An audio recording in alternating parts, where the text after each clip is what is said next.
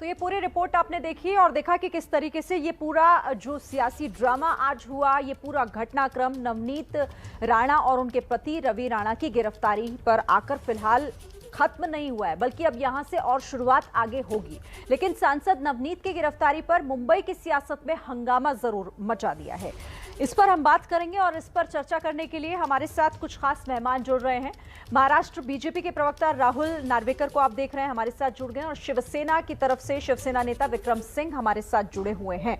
आप दोनों का बहुत स्वागत है। विक्रम सिंह जी, शुरुआत में आपसे करना चाहूंगी क्योंकि आरोप आप पर लग रहा है, नवनीत राणा भी आप पर आरोप लगा रही हैं, उनके पति भी, और बीजेपी भी अब आप पर हमलावर है कि ये सब कुछ जो हो रहा है ये आप लोग कर रहे हैं और सियासत का आप सरकार में होने का, सत्ता में होने का फायदा उठा रहे हैं, दुरुपयोग कर रहे हैं।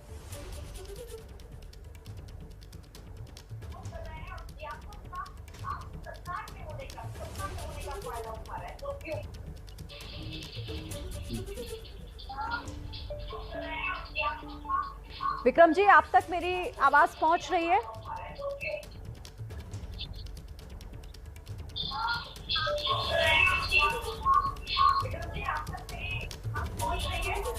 चलिए, विक्रम जी से बात नहीं कर पा रही हूं मैं, जैसे उन तक मेरी आवाज पहुंचेगी ये सवाल फिर से दोहराऊंगी। अब राहुल नार्वेकर, आपका रुख कर लेती हूं, क्योंकि अब इस मामले में लगातार फडणवीस भी सामने आकर बोल चुके हैं, ट्वीट कर चुके हैं, लेकिन मुझे ये बताइए, नवनीत राणा भी कह चुकी हैं कि फडणवीस से कि वो साथ आए।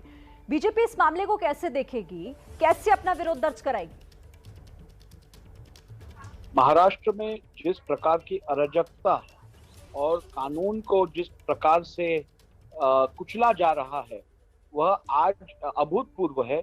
इसके पहले महाराष्ट्र में इस तरीके से कानून और संविधान के साथ खिलवाड़ कभी नहीं हुआ है। जो पार्टी सत्ता में है वही अपनी हुकूमत करवा रही है। अपने एक तरीके से आप देखो तो उनकी मनमानी चल रही है। आज तक उन्होंने हिंदुत्व का त्याग तो इस पार्टी में काफी पहले ही कर चुके हैं, लेकिन आज वो चाहते हैं कि इस देश का हिंदू भी अपनी संस्कृति, अपनी कल्चर, अपने रीति रिवाज और अपने धर्म का त्याग करे, जो इस देश का हिंदू बिल्कुल नहीं मानेगा। आज की अगर आप घटना देखें, नवनीत राणा और रवि राणा ने जो अपने संस्कृति का, अपने हिंदू धर्म का हनुमान चालीसा का पठन करने का जो निर्णय लिया था, उसमें क्या गलत था? संविधान हर व्यक्ति को अपने धर्म को पालने का, अपने धर्म को प्रोफेस करने का अधिकार देती है।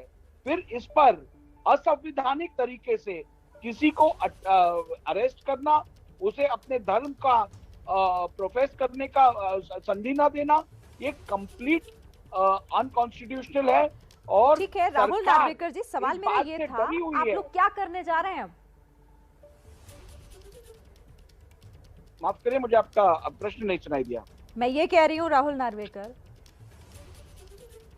अच्छा ठीक है, मैं आपके पास आती हूँ। इस बीच इसी मामले से जुड़ी हुई एक बड़ी खबर आ रही है, और बड़ी खबर है शिवसेना के समर्थकों के खिलाफ भी केस दर्ज किया जाएगा। शिवसेना समर्थकों के खिलाफ भी केस दर्ज होगा।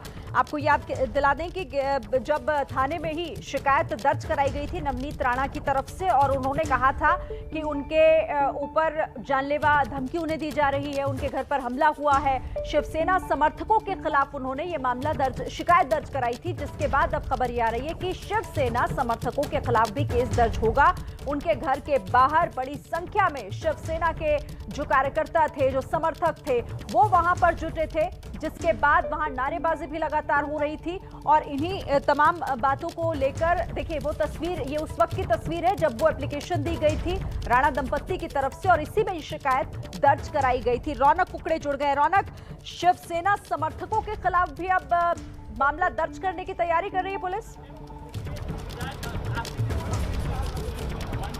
ये निश्चित तौर पर शिरीन, जो जानकारी सामने निकल कर आ रही है उसके मुताबिक जिन शिवसैनिकों ने नवनीत राणा और रवि राणा के घर के बाहर हंगामा किया था, करीबन 200 मीटर की दूरी तक बैरिकेटिंग पुलिस की तरफ से सुबह लगाई गई थी। उस बैरिकेटिंग को तोड़कर उनके घर पर धावा बोलने की कोशिश की गई थी और दिन भर वहां खड़े होकर अलग अलग तरीके के नारेबाजी, जिसमें कई आपत्तिजनक नारे थे, वो भी लगाए गए थे। लेकिन सबसे बड़ा सवाल यह है कि जो शिकायत नवनीत राणा ने पुलिस स्टेशन में आकर दर्ज कराई है, वो शिकायत इन शिवसैनिकों के अलावा उसमें राज्य के मुख्यमंत्री और शिवसेना के अध्यक्ष उद्धव ठाकरे, शिवसेना नेता संजय राउत और कैबिनेट मिनिस्टर अनिल परब का भी नाम है। उनका साफ तौर पर कहना है कि ये जो कुछ हुआ ये सब इनके इशारे पर हुआ है और कानून व्यवस्था को बिगाड़ने का काम इन्होंने किया है, लिहाजा इनके खिलाफ ये शिकायत है। अब जो प्रक्रिया पुलिस स्टेशन में चल रही है काउंटर एफआईआर दर्ज करने की, उसमें बड़ा सवाल ये है कि जिन लोगों पर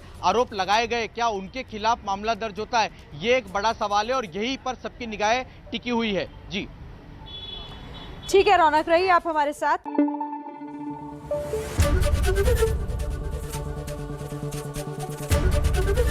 एबीपी न्यूज आपको रखे आगे।